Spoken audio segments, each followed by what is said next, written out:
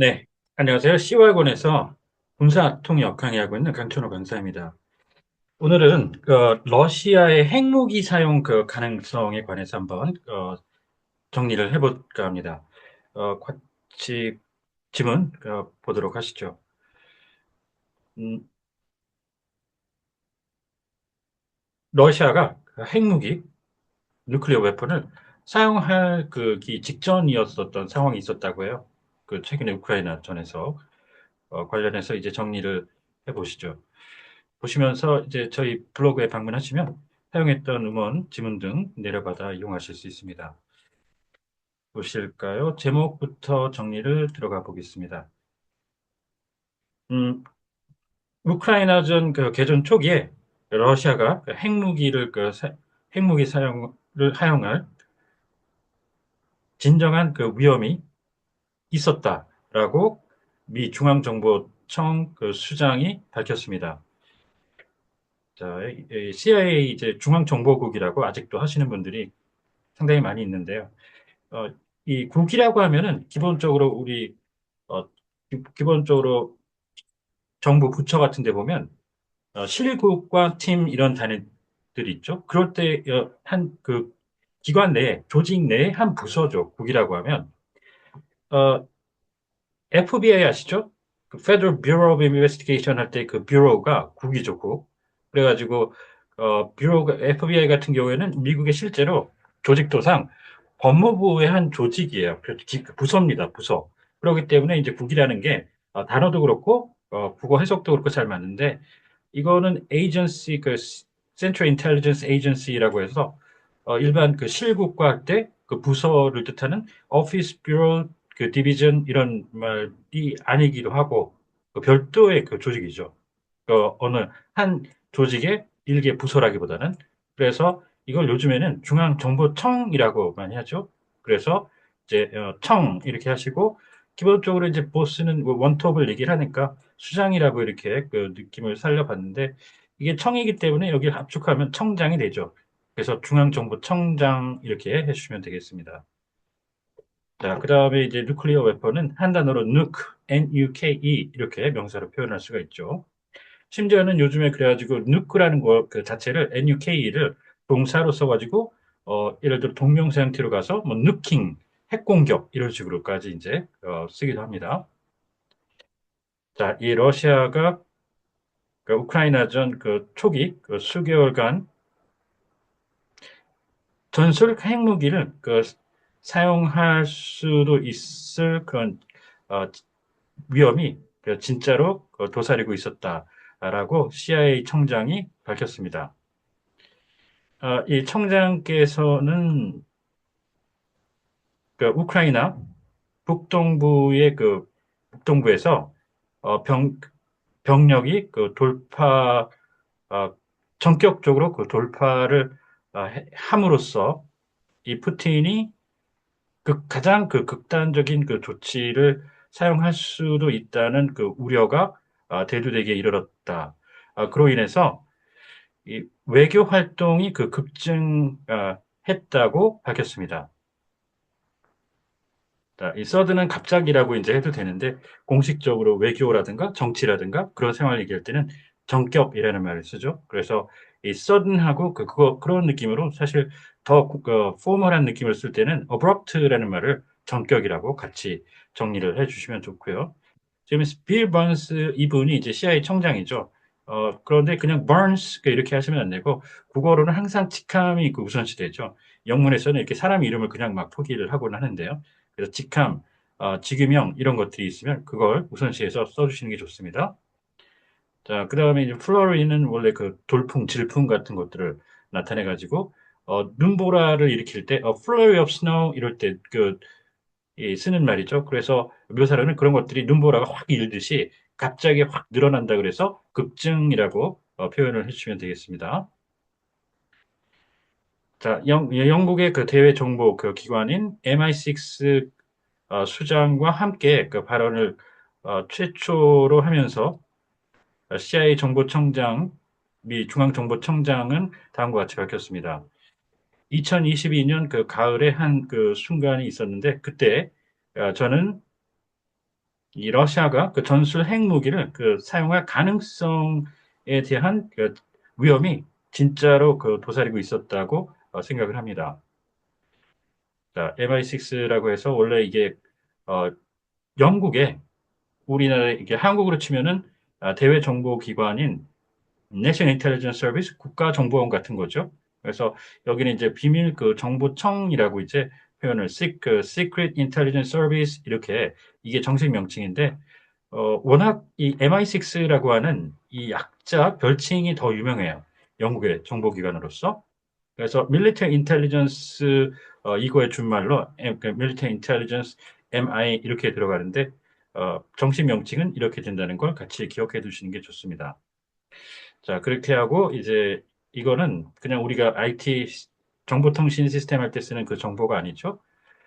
그래서 여기 같은 경우는 외국에 대한 정보라 그래서 지금 대외 정보 이렇게 해주면은 국정원 얘기할 때 묘사할 때 대외 정보 기관 이런 식으로 표현하고 그러죠. 그쪽에서. 그래서 지금 여기는 이게 붙어 있기 때문에 식별이 그렇게 어렵지 않게 쉽게 이해를 할 수가 있는데 이런 단어가 없을 때 그냥 정보 기관 하면은 뭐 정보 우리 정보통신부 할 때 그냥 일반 정보잖아요. 첩보 계통이 아니라 그런 것과 헷갈리기 때문에 이 foreign이라는 단어가 없더라도 대외 정보라는 말을 인텔리전스가 나오면 써주시면은 그 이해에 도움이 많이 됩니다.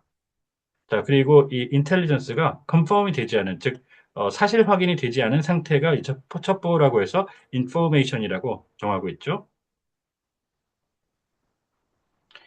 이 런던에서 열린 그 FT, 그 파이낸셜 타임스 그 주말 축제에서 그한 연설을 통해서 다음과 같은 말을 덧붙였는데요. 대통령께서 저를 파견해서 러시아의 그 정보의 그 수장과 논의를 하도록 했는데 그때가 2022년 말이었고 그 목적은 그런 종류의 그 긴장, 그 고조가 어떠한 그 후폭풍을 그 몰고 오게 될지를 그 분명히 못 받고자 함이었고 그렇게 해서 저희는 계속해서 그에 대해서 직설적인 그 입장을 취해왔습니다. 오해하지 않았다는 얘기죠. 회피하지 않았다는 얘기입니다. 있는 그대로 그거 다 드러내면서 얘기를 했다는 얘기가 되겠고요. 자, 이 카운터 파트가 나오면 이에 상응하는 그 상대 측이 어떤 직위, 뭐 계급, 또 직위명 이런 것들을 빨리 찾아주셔야 되는데 지금 여기서는 이분 버언스의 미국의 중앙정보청장의 상대 측은 정보기관의 수장이겠죠. 정확한 명칭은 모르더라도 수장이라는 일반 명사를 써가지고 아까 보스처럼 정보기관, 인텔리전스 에이전시의 수장 이렇게 표현을 해주면 되고 그래서 예를 들어 한 병사가 예를 들어 그 육군 한국의 병사가 있는데 South Korean Service 멤버가 있는데 and his American counterpart 그러면 미국의 병사가 되는 거죠. 그런 식입니다. counterpart. 그래서 앞뒤를 잘 재가면서 파악을 해주셔야 되고요. 자, 이 consequence는 기본이 이제 결과, 그냥 단순히 result의 느낌으로 해석을 해야 될 때가 있는데, 이렇게 좋지 않은 긴장 완화로 인해서 발생하는 결과, 이런 네거티브한 쪽일 때는 크게 두 갈래로 해서 좀 수위가 낮을 때는 후과라는 말을 쓰고요. 잘못된, 그릇된 결과를 몰고 올 때, 후과.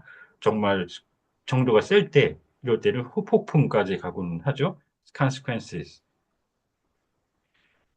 어, 그, 그런, 그런 식의 무력투사, 혹은 약소국 괴롭히기, 타국 괴롭히기에 의해서 협박을 당할 겨를이 없다고 그런 걸 감당할 수 없다고 저는 생각합니다. 그래서 그렇지만 그럼에도 불구하고 저희는 그에 대해서 신경을 써야 하죠. 자, 세이버는 단검이죠. 큰 검. 이순신 장군이 들었을 법한 그런 검을 얘기하는데요. 그거를 절그럭거리면서 소리를 내면서 흔드는 거죠. rattling. 그래서 흔히 묘사적으로 상대방을 검 가지고 위협을 준다. 근데 이거 무력 투사라고 그러죠. 무력 시위라고 하죠. 참 무력 시위라고 해서 겁을 주는 차원에서 끝나는 거죠. 아직 쓰지는 않은 겁니다. 그래서 무력 시위라고 해서 이거 묘사적이고 show of force라고 그러죠. 무력 시위, 정식 용어는. 자, 그래서 saber rattling, 무력 시위 하신 다음에 무력 투사라고 하면 진짜로 이제 이 무력을 쓰는 거예요. 그럴 때는 projection이라는 말을 씁니다. projection of force. 그 다음에 이제 이 투척은 뭐 수류탄 같은 것들 던질 때 쓰는 건데 throw 이렇게 해주시고 투발은 미사일 같은 걸 항공기 같은 걸로 실어다가 그 투척하는 겁니다. 그렇게 해서 이 투발은 delivery라고 표현합니다. 언뜻 비슷비슷한 말 같지만 다 틀린 겁니다. 특히 투사, 투척, 투발 잘 구분해 주셔야 되고요. 자, 이 bully는 이제 학교에서 다른 이들을 괴롭히는 그런 뭐 좀 일진이라고 묘사하기도 하나요? 그런 어, 다른 학생들을 괴롭히는 그런 논리를 나타내는 데서 이제 확장돼 가지고 타국을 괴롭히는 그런 의미로 이제 쓰이곤 하는데 지금 여기서 이제 이 헤이징이란 말과 이 bullying이라는 말이 괴롭힌다라고 기본적으로 같이 해석이 잡히거든요. 그렇지만 엄밀히 구분해 주시는 게 이 헤이징은 군대에서 특히 신병을 괴롭힌다는 걸로 유명한 단어입니다. 같이 정리해 주시면 좋습니다. 자, 이 중앙정보청장은 그래서 튀르키예 앙카라로 급히 갔고 그때가 2022년 11월이었는데 그렇게 해서 음, 러시아의 정보 수장과 대면을 했습니다. 당시 이를 통해 최초로 대면 회담을 가졌다고 가졌던 것으로 여겨지는데 어, 그것도 양국의 고위 관료 간에 있었던 최초의 사례였고 러시아가 2022년 2월 우크라이나를 전면 침공한 이래 어, 이루어진 것이었습니다. 자, 이 인베이전을 침략이라고 각각 해석을 실제로 하는 것도 볼 수가 있는데 그렇게 해야 될 때도 있습니다. 불법적으로 정식 군사용어로는 이게 침공이라고 하죠.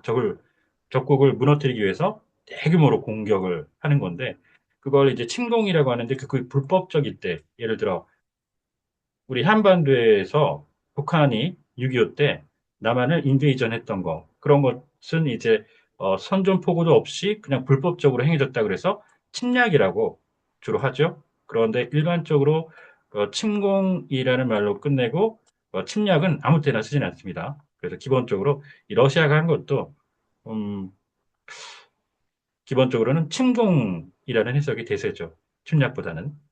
그래서 이걸 불법 성격의 침략으로 확실히 할 때는 밑에 보시는 것처럼 unlawful invasion 이렇게 되면 불법적인 침공인데 이걸 합쳐서 침략 이렇게 쓸 수가 있고요. 자, 침략 전쟁을 하는 또 다른 표현이 유명한 게 war of aggression 이런 게 있습니다. war of aggression. 자, 이렇게 해서 오늘은 러시아의 핵무기 사용 가능성에 대해서 러시아가 핵무기를 사용할 수도 있었다라고 하는 내용의 지문에 대해서 정리를 해봤습니다. 혹시 궁금하신 사항이 있다든가 하면 언제든 연락 주십시오. 감사합니다.